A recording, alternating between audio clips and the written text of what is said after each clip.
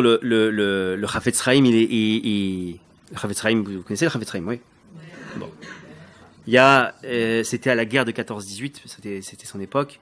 Il y a des soldats, des Juifs qui sont revenus de la guerre, qui sont allés le voir pour avoir une bénédiction, une bracha. Et il dit voilà, on voulait une bénédiction. Il a dit vous êtes revenus de la petite guerre et vous avez commencé la grande guerre. Non, on a fini la guerre, c'est fini, il n'y a plus de guerre. Grave. Oui, vous avez fini la guerre et vous avez fini la petite guerre, vous avez commencé la grande guerre. Et non, alors ils se sont regardés les deux, genre, mais qu'est-ce qu'il raconte? Non, il a expliqué la grande guerre, c'est la guerre de la vie, la guerre des épreuves. C'est ça la grande guerre, la vraie guerre. C'est pas la grande guerre, excusez-moi, c'est la vraie guerre, il a dit. Vous avez commencé la vraie guerre. On doit le savoir, on n'est pas là pour dormir. Comme dit le Rav Arush, il y a un moment dans notre vie, on va bien dormir. Non, mais qu'est-ce qu'il y a? On va tous finir, vous inquiétez pas. Hein. Les Hashem à 120 ans, mais on n'est pas éternel, Baruch Hashem. Mais jusque-là, on dort pas. Jusque-là, on dort pas. Jusque-là, on dort pas. On bouge, on prie, on se connecte à Hashem. On comprend, on cherche ce qu'il attend Hashem de moi.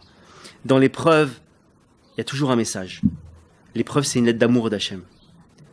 L'épreuve, elle est là pour nous amener à la connexion à Hachem. Bref. Et la Parnassa, sachez que c'est une des épreuves qui rapproche le plus d'Hachem. Parce que très souvent, Hachem, vous ferez l'expérience. Ceux qui ont des problèmes de Parnassa, on va tous un petit peu ou beaucoup ou peu, bon, bref. Mais sachez que souvent Hachem, qu'est-ce qu'il fait dans les épreuves, et c'est valable aussi d'ailleurs dans tous les autres domaines, il y a un moment où il nous fait un grand cadeau. Il nous ferme toutes les portes. Mais non, ma belle-mère, elle va nous aider. Non, mais je vais avoir une prime là, mon patron il m'a promis. Non. Et puis à un moment donné, je pars que ça se ferme. La belle-mère, elle doit payer le crédit, elle peut plus. Le patron, il a déposé le bilan. Mais attends, tout ce que je comptais, il n'y a plus rien. Il y a une seule porte qu'Hachem laisse ouverte. La sienne. La sienne. Et ça, c'est le cadeau. Ça, c'est le cadeau. C'est pour ça qu'il ne faut pas qu'on grogne quand tout se chamboule et tout va pas comme nos plans. Vous inquiétez pas, il y aura une sortie. Vous inquiétez pas, Hachem vous oublie pas. Vous inquiétez pas, Hachem c'est votre papa et un père jamais de sa vie il lâche son enfant. Posez-vous la question que le Rav Arush donne dans le Jardin de la Paix qui est extraordinaire comme question.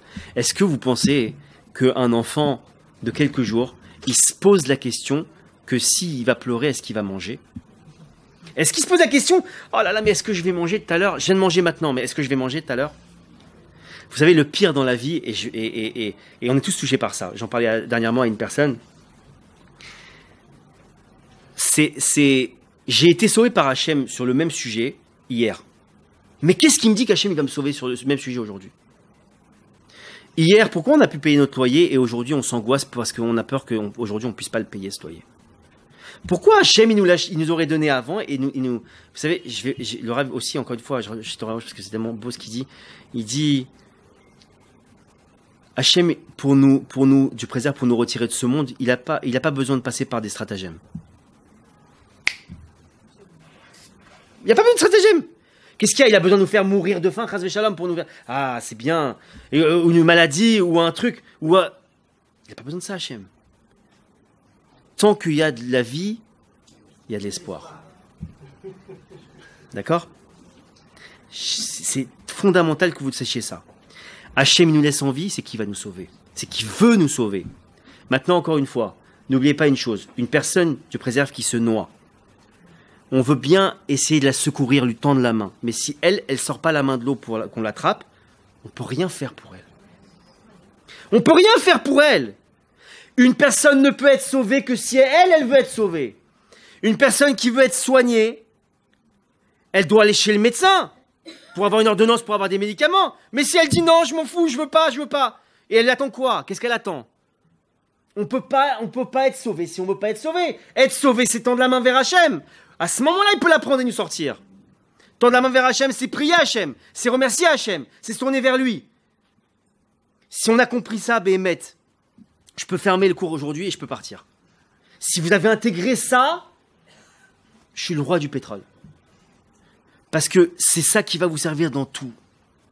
L'embrouille du Yetzer Hara, elle est ne prie pas. L'embrouille du Yatsera, elle est soit triste et soit rentre en dépression. Parce que la dépression, ça fait qu'on est comme si on nous avait anesthésié complètement. Ça s'appelle une anesthésie générale. Le type qui est en tristesse,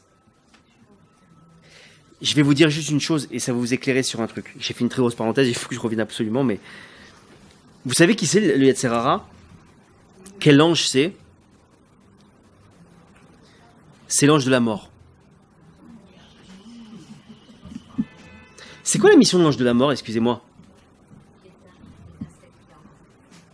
L'ange de la mort, c'est de nous éteindre. C'est sa mission. Un ange ne réfléchit pas. Un ange est une sorte de, entre guillemets, robot. Hachem lui envoie un programme, pour mieux comprendre, et il doit réaliser sa mission et il repart. Il n'y a pas de sentiment. Il n'y a pas de sentiment. Donc nous, entre guillemets, on est face à un être qui n'a pas de sentiment. Il a une mission à remplir. Sa mission, parce qu'il a été programmé pour ça, c'est d'arriver au désespoir.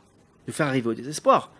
Le désespoir parce qu'on n'a pas l'argent, parce qu'on n'a pas la santé, parce qu'on n'a pas le shalom bayit, tous les domaines que vous voulez. Et Dieu préserve celui qui s'est fait prendre dans ses filets. On est tous tombés à un moment donné dans cette espèce de chute comme ça. Et vous savez tous, toutes, de quoi je parle.